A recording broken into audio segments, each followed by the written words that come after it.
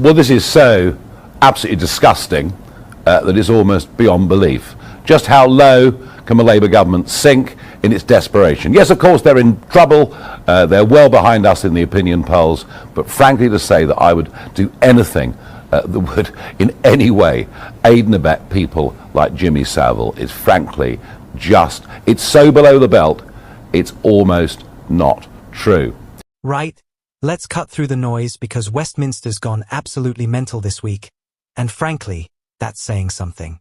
Picture this. You've got Labour ministers comparing Nigel Farage to enablers of paedophiles. Farage demanding apologies left and right.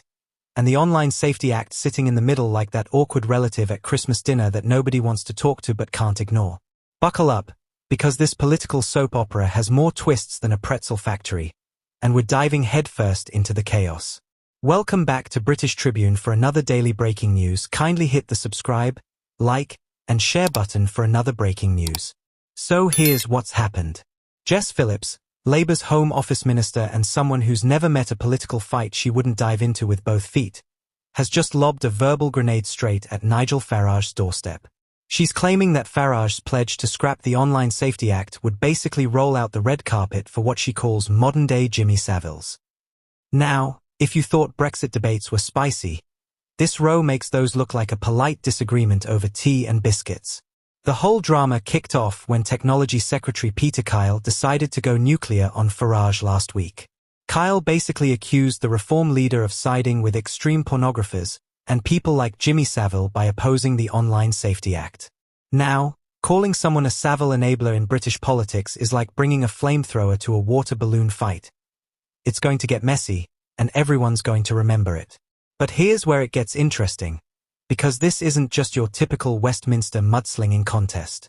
The Online Safety Act actually came into effect earlier this month, and it's got some pretty serious teeth. We're talking about forcing online platforms, your Facebooks, your TikToks, your Googles, to actively prevent children from stumbling across hardcore pornography or content that basically tells them life isn't worth living. Sounds reasonable, right? Well, hold that thought. Farage, being Farage, has called this legislation the biggest threat to freedom of speech in our lifetimes. Now, this is the same man who's made a career out of dramatic statements, but even by his standards, that's a pretty bold claim. He's arguing that this law threatens open debate and freedom of expression, which, let's be honest, is the kind of argument that gets his base fired up faster than you can say Brussels bureaucrats. Phillips wasn't having any of it though. Writing in the Times, because where else do politicians go when they want to start a proper row? She doubled down harder than a casino gambler with rent money. She's basically saying, you want to talk about freedom of speech, Nigel? Let me tell you about Alexander McCartney. Now, if you don't know who McCartney is, consider yourself lucky, because his story is the stuff of nightmares. This absolute monster posed as a teenage girl online, befriended young females across the globe on Snapchat and other platforms, then blackmailed them. The kicker? He drove one girl to suicide. Police believe he abused at least 70 children online, making him one of the world's most prolific online predators. And here's the truly terrifying part. All he needed was a computer and an internet connection. Phillips is using McCartney's case like a political sledgehammer, and frankly, it's pretty effective. She's asking Farage to explain what protecting predators like McCartney has got to do with free speech. It's the kind of argument that cuts through all the philosophical debates about liberty and gets straight to the gut-punch reality of what we're actually talking about here. The Home Office Minister isn't pulling punches either. She's talking about police telling her that paedophile networks use normal websites where parents assume their kids are safe to coerce and blackmail young people. It's like finding out the local playground has been infiltrated by wolves, except the playground is the entire internet, and every parent in the country just felt their stomach drop. But Phillips saves her most brutal attack for last. She's basically calling out Farage's motivations, suggesting he doesn't worry about online child abuse because there's no political advantage in it, and no clicks for his monetized social media accounts. That's not just throwing shade. That's constructing an entire solar eclipse of political criticism. Then she goes for the emotional jugular, talking about what happens when boys who've been exposed to ultra-violent online child abuse grow up to become fathers themselves. It's the kind of argument that makes you pause and think about the long-term consequences we're potentially creating. She's painting a picture of a future where today's online failures become tomorrow's societal disasters. The challenge Phillips throws down is pretty stark too. She's daring Farage to meet a parent who's lost a daughter to suicide because of online blackmail and tell them that's just the price of civil liberties. It's political theatre at its most raw, but it's also highlighting a genuine tension between protecting freedom and protecting children. Kyle, meanwhile, is standing by his original comments like a man defending his garden shed from burglars.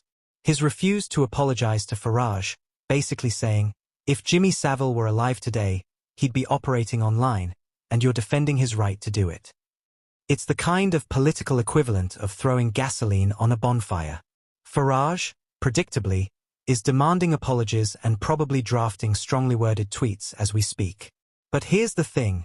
This row exposes a fundamental divide in how we think about online regulation.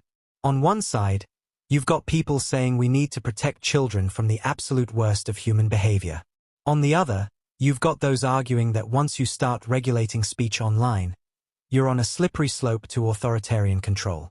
The Online Safety Act is trying to thread this needle by focusing specifically on protecting children while claiming to preserve adult freedoms. But critics worry it'll inevitably expand, because that's what regulatory frameworks tend to do. They grow like weeds in a neglected garden. What makes this particularly fascinating is that both sides think they're fighting for something fundamental. Phillips and Kyle genuinely believe they're protecting vulnerable children from predators who exploit the current system.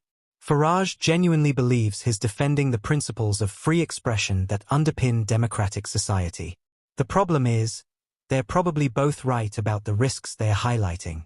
The real question isn't whether online predators exist. They obviously do, and McCartney's case proves how devastating they can be. The question is whether the Online Safety Act actually stops them without creating new problems. It's like trying to childproof the internet without accidentally locking all the adults out of the house. This row is far from over, and frankly, it's probably going to get uglier before it gets better. Both sides have painted themselves into corners where backing down looks like weakness, and in modern politics, perceived weakness is basically political suicide. So there you have it, Westminster's latest explosion, where protecting children meets defending freedom, and everyone's absolutely convinced they're on the right side of history. The Online Safety Act is now law, the politicians are still shouting, and parents across the country are left wondering whether their kids are safer or whether their own freedoms just got a bit smaller. What do you think? Is the Online Safety Act a necessary protection for children, or is it the beginning of broader censorship? Are Phillips and Kyle right to use such strong language, or has political discourse just hit a new low? Drop your thoughts in the comments, because this debate isn't going away anytime soon. And if you want to stay on top of all the Westminster chaos as it unfolds, make sure you're subscribed to British Tribune. Because trust me, with the way things are going, tomorrow's drama is probably going to make today's look tame. Hit that notification bell, because British politics waits for no one, and neither do we.